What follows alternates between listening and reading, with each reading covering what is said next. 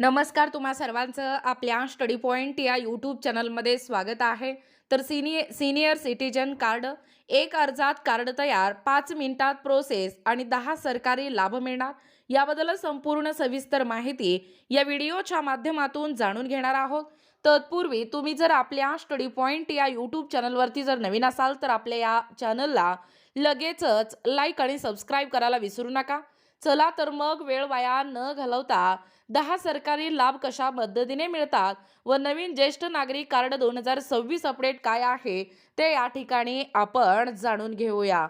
बघा, या ठिकाणी तुम्ही टायटल पाहू शकता. टायटल काय आहे बघा, सीनियर सिटीजन कार्ड, एक अर्जात कार्ड तयार आणि 5 मिनिटात प्रोसेस व 10 सरकारी लाभ मिळणार.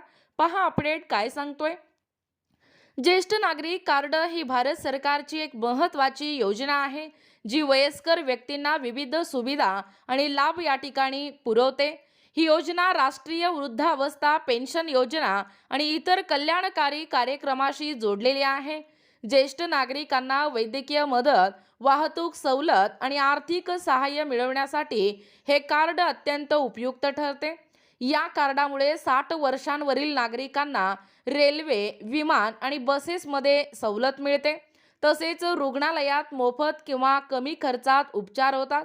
ही योजना केंद्र आणि राज्य सरकाराच्या संयुक्त प्रयत्नाने या ठिकाणी चालवली जाते, ज्यामुळे ज्येष्ठांना सन्मानजनक जीवन जगता येते. बघा, ज्येष्ठ नागरिक कार्ड हे एक अधिकृत ओळखपत्र आहे, जे 60 वर्ष किंवा त्यापेक्षा जास्त वयाच्या व्यक्तींना जारी केले जाते. हे कार्ड केंद्र सरकारच्या सामाजिक न्याय आणि अधिकारिता मंत्रालयाद्वारे संचालित केले जाते. यामुळे ज्येष्ठांना विविध सरकारी योजनांचा लाभ घेता येतो. ही योजना 2007 पासून सुरू झाली असून त्यात राष्ट्रीय वृद्धावस्था सामाजिक पेन्शन योजना म्हणजे NSPचा समावेश आहे. कार्ड धारकांना दरमहा पेन्शन मिळते, जी 2026 मध्ये 1,000 रुपयांपर्यंत वाढवण्याची शक्यता आहे. राज्य सरकारे हे अतिरिक्त लाभ देतात, जसे की महाराष्ट्रात 1,500 रुपये मासिक मदत. याच कार्डामुळे आयुष्यभरासाठी ओळख या ठिकाणी सिद्ध होते आणि बँक खात्यांशी जोडले जाते. हे डिजिटल स्वरूपातही उपलब्ध होईल, ज्यामुळे 2026 मध्ये ऑनलाईन नूतनीकरण सोपे होईल. बघा पुढे अपडेट काय सांगतोय. ज्येष्ठ नागरिक कार्डाचे मुख्य लाभ. याच कार्डामुळे ज्येष्ठांना वैद्यकीय सुविधा मिळतात, ज्यात आयुष्यमान भारत योजनांतर्गत 5 लाख रुपयांपर्यंत मोफत उपचार समाविष्ट आहेत. सरकारी रुग्णालयात प्राधान्य मिळते आणि औषधे कमी किमतीवर उपलब्ध होतात. वाहतूक सवलती खूप महत्त्वाच्या आहेत. भारतीय रेल्वेत 58 वर्षांवरील महिलांना आणि 60 वर्षांवरील पुरुषांना 40 ते 50% सूट मिळते. ST बस आणि मेट्रोमध्येही 50% सवलत आहे. आर्थिक लाभात 500 ते 2,000 रुपये मासिक पेन्शन येते, जी BPL कुटुंबांना अधिक मिळते. तसेच गॅस सिलेंडरवर सवलत आणि वीज बिलात सूट मिळते. काही राज्यात ज्येष्ठांना मोफत तीर्थयात्रा सुविधाही आहे. बघा पुढे अपडेट काय सांगतोय. एकूणच या ठिकाणी पाहू शकता केंद्र आणि राज्य सरकाराकडून मिळणारे इतर लाभ. केंद्र सरकार राष्ट्रीय वृद्धावस्था पेन्शन अंतर्गत 200 रुपये मासिक देते, जी 80 वर्षानंतर 500 रुपयांपर्यंत वाढते. 2026 मध्ये हे प्रमाण दुप्पट होण्याची शक्यता आहे.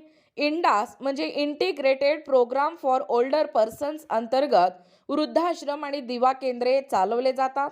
राज्य सरकारे अतिरिक्त योजना राबवतात. उदाहरणार्थ हरियाणात ज्येष्ठांना 3,000 रुपये मासिक पेन्शन आणि मोफत प्रवास सुविधा आहे. उत्तर प्रदेशात 500 रुपये अतिरिक्त मदत मिळते आणि आपल्या महाराष्ट्रात संजय गांधी पेन्शन योजना या अंतर्गत 1,200 रुपये दिले जातात.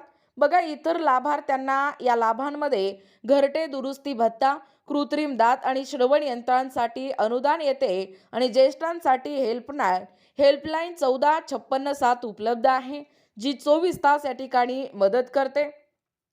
बघा, ज्येष्ठ नागरिक कार्ड कसे बनवावे आणि अर्ज प्रक्रिया काय असणार आहे. कार्ड बनवण्यासाठी प्रथम जिल्हा समाज कल्याण कार्यालय किंवा पंचायत समितीला भेट द्या. आवश्यक कागदपत्रे घेऊन जा. त्यात वयाचा पुरावा, त्याच्यामध्ये जन्म प्रमाणपत्र किंवा आधार कार्ड किंवा रहिवासी पुरावा, बँक पासबुक आणि फोटो समाविष्ट आहेत. अर्ज फॉर्म मोफत मिळतो, तो भरून सादर करा आणि साक्षात्कारात सहभागी व्हा. ऑनलाईन अर्जासाठी भूलेख पोर्टल किंवा NSP वेबसाईट वापरा, ज्यात आधार लिंकिंग आवश्यक आहे. अर्ज तपासणी 30 दिवसात होते. मंजुरीनंतर कार्ड पोस्टाने पाठवले जाते किंवा कार्यालयातून घ्या. 2026 मध्ये डिजिटल कार्ड मोबाईल ॲपद्वारे डाउनलोड देखील करता येईल. बघा पुढे अपडेट काय सांगतोय. प्रक्रियेचे चरण खालीलप्रमाणे आहेत. पहिला आहे निकटतम कार्यालयात जा किंवा ऑनलाईन नोंदणी करा. दुसरं आहे फॉर्म भरून कागदपत्रे जोडा. तिसरं आहे सत्यापन होईल आणि कार्ड मिळेल. नूतनीकरण दर 5 वर्षांनी करावे. बघा ज्येष्ठ नागरिकांसाठी विशेष योजना आणि भविष्यातील नेमकं बदल काय असणार आहे.